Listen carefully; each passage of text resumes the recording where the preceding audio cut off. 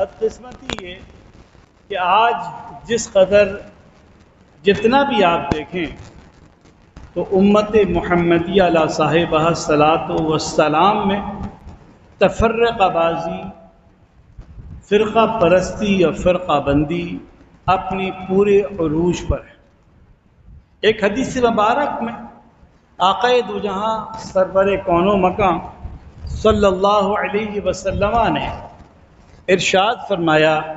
جس کا خلاصہ یہ ہے کہ بنی اسرائیل 72 ملتوں میں تقسیم ہو گئے اور وہ سب کے سب حق اور سچ کی راہ سے ہٹ گئے۔ پھر فرمایا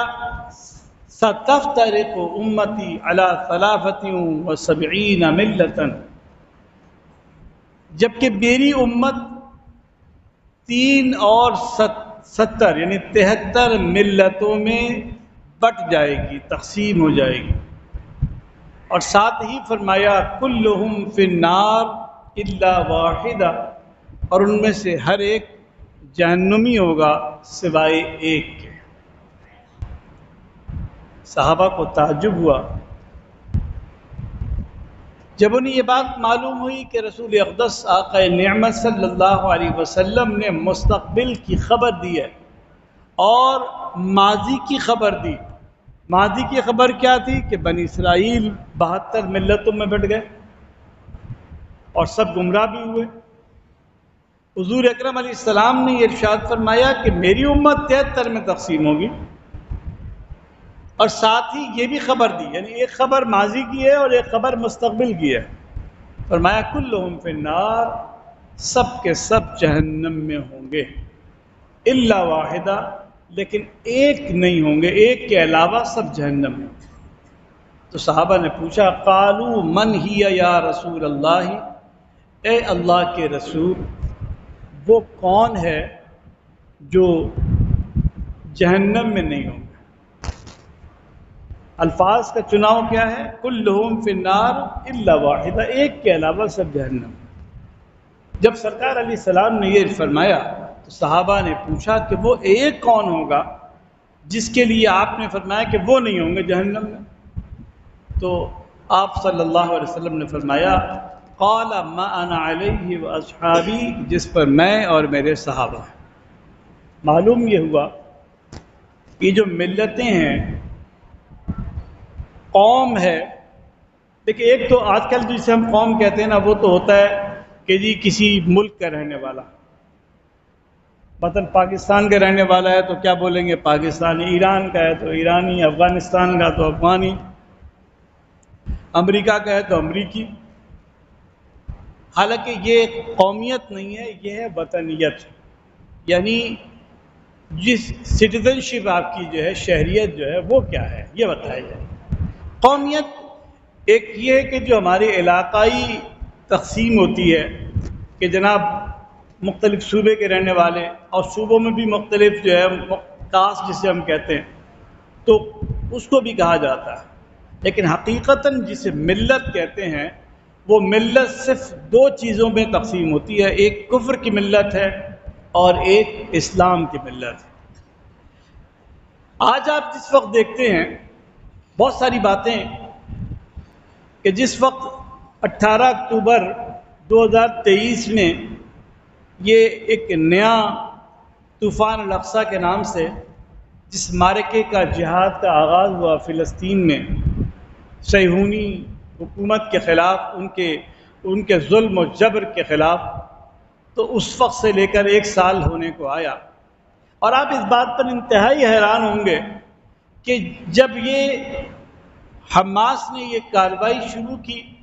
اثر نو ان کے خلاف جہاد شروع کیا، تو پوری کفر اکٹھی ہو گئی۔ امریکہ ہزاروں میل دور بیٹھا مسلسل حمایت میں، کینیڈا ہزاروں میل دور بیٹھا اس کی حمایت میں، حالانکہ امریکی یہودی نہیں ہے، امریکی یہودی نہیں عیسائی ہیں، کینیڈا یہودی نہیں ہے، ان میں ہوں گے، لیکن جیسے ہم کہتے ہیں کہ ہمارے یہاں مسلمان ہیں، اس طرح ہم یہ کہہ رہے ہیں کہ کینیڈا اور امریکہ جو ہے وہ کرسچنز ہیں، یہودی ہوں گے تھوڑے بہت۔ اس طریقے سے برطانیہ کرسچن ہے، جرمنی کرسچن ہے، فرانس کرسچن ہے، ہندوستان ہندو ہے، نیوزی لینڈ، آسٹریلیا اور نہ جانے اور کون کون سے ممالک، باوجود اس کے کہ کوئی ہندو ہے، کوئی عیسائی ہے، کوئی جناب عالی جو ہے یہودی ہے، وہ سب اکٹھے ہو گئے. کیوں؟ کیونکہ کفر کو فرمایا الکفر ملت واحدہ، کہ جو کفر ہے وہ ملت واحدہ، ایک ملت بن گئی. اور یہ سوچے اور دیکھے بغیر کہ جناب ہم جب بم برساتے ہیں اسی فلسطین میں، مقبوضہ فلسطین میں، تو وہ بم یہ دیکھ کر نہیں گرتا کہ مسلمان پہ گر رہا، یہاں وہ رہنے والا اگر کوئی عیسائی بھی ایون فلسطینی ہے تو اس کے اوپر بھی بم گر رہا. تو جب یہ فرمایا گیا کہ الکفر ملت واحدہ، کہ کفر ایک ملت ہے، تو اس کے مقابلے میں جبکہ ہم مسلمان ہیں، چاہے وہ سعودیہ ہو، چاہے وہ شام ہو، اردن ہو، مصر ہو، عراق ہو، ایران ہو، پاکستان ہو، مالدیپ ہو، یہ سارے کے سارے اگر آپ دیکھیں گے یہ مسلمان ہیں. اس کے باوجود بھی وہ سارے دشمن اپنے مذاہب کے الگ الگ ہونے کے باوجود، ہندو، عیسائی اور نہ جانے کون کون، سب ان کی حمایت میں آ گئے، اور ہم ایک ہونے کے باوجود بھی آج تک حمایت میں نہیں آ سکے. 57 ملک ہیں، تو 57 ملک اگر حمایت میں کھڑے ہوتے، ایک ہی بات کرتے، تو کیا اسرائیل کو اتنی ضرورت ہوتی کہ وہ اس طرح ہزاروں لاکھوں لوگوں کو جو ہے وہ نہ صرف شہید کرتا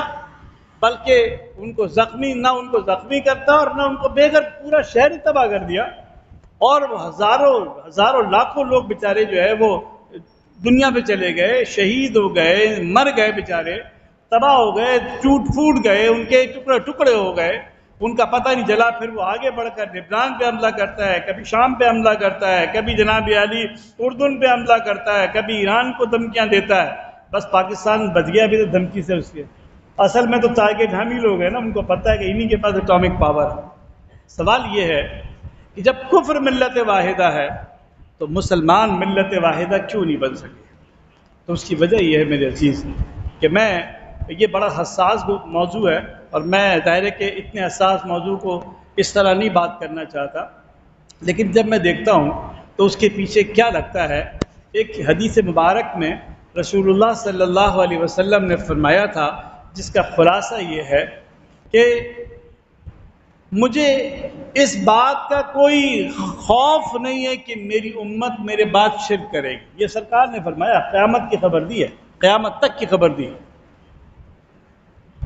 یہ مجھے کوئی خوف نہیں ہے کہ میری بات میری امت شرک میں گرفتار ہو،